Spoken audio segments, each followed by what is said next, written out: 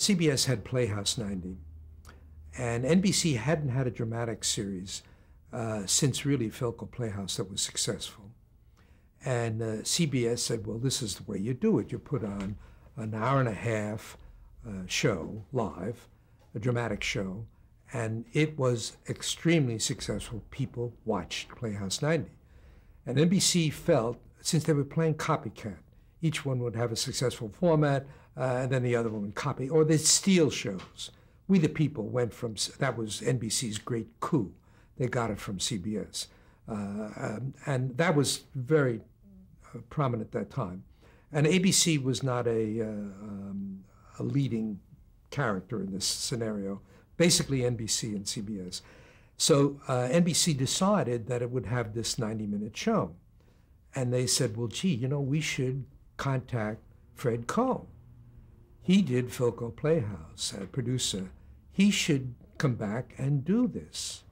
And the next thing you know, they had hired Fred Coe, and Fred came back. Now he was now a legend, but we're only 5 years later than Philco Playhouse. And he came back with the same idea that he had in Philco Playhouse. He would have this stable of writers, all who are now huge names, and a stable of directors who these days have been successful film careers.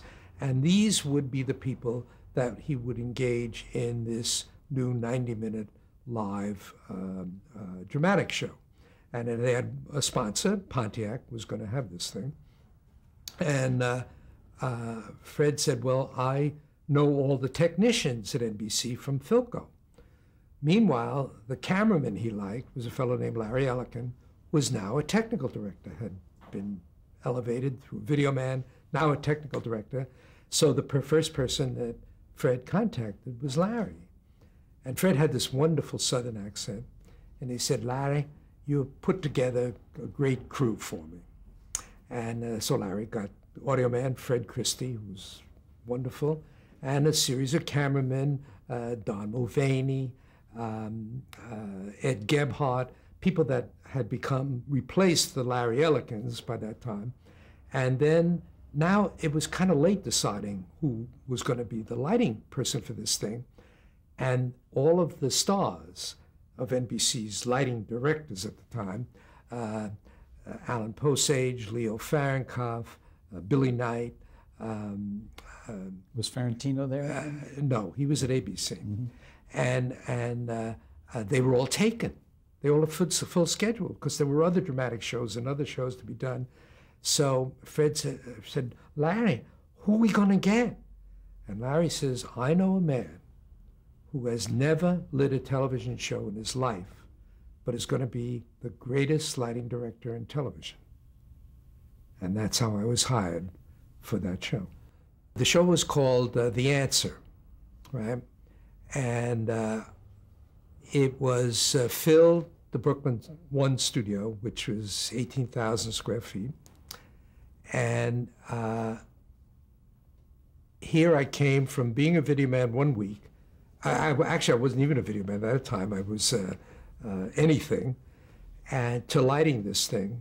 And of course, what was wonderful, I had observed so much of lighting that I knew the instrumentation. I basically knew how to light a set basically, and also felt that because of my extreme sensitivity and knowledge as a video man, that I would be able to do this easily.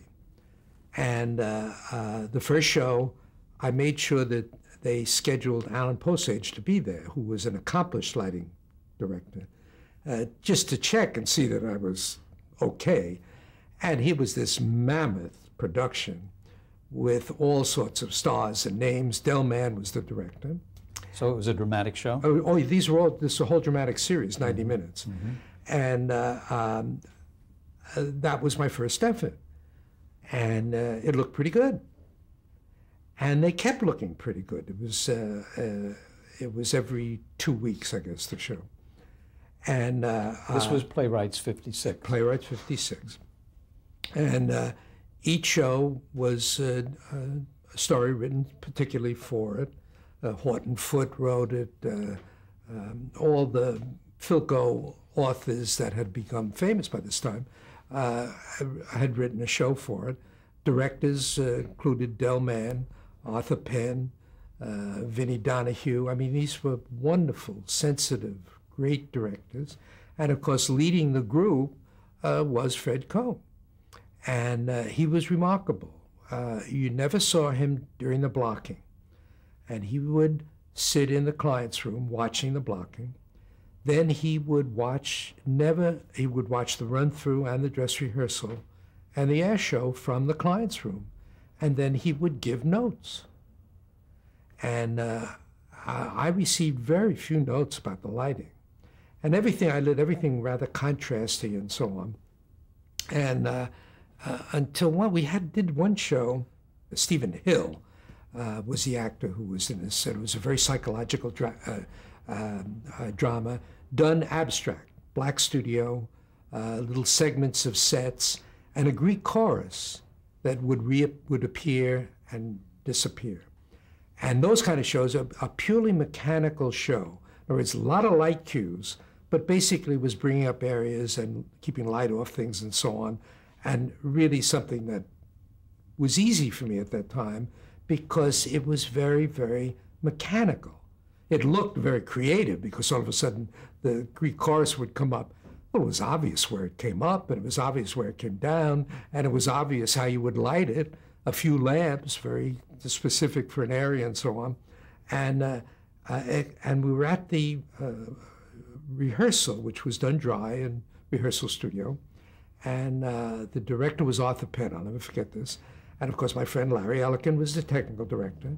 And the three of us are talking about the show, and they're explaining it to me in each the segment and so on. Meanwhile, I'd read it. And I said, you know what's interesting? We have a hospital scene. Now, this whole show has been done in black.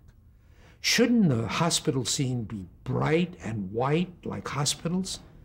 And Arthur Penn said, yeah, it should be, it should be.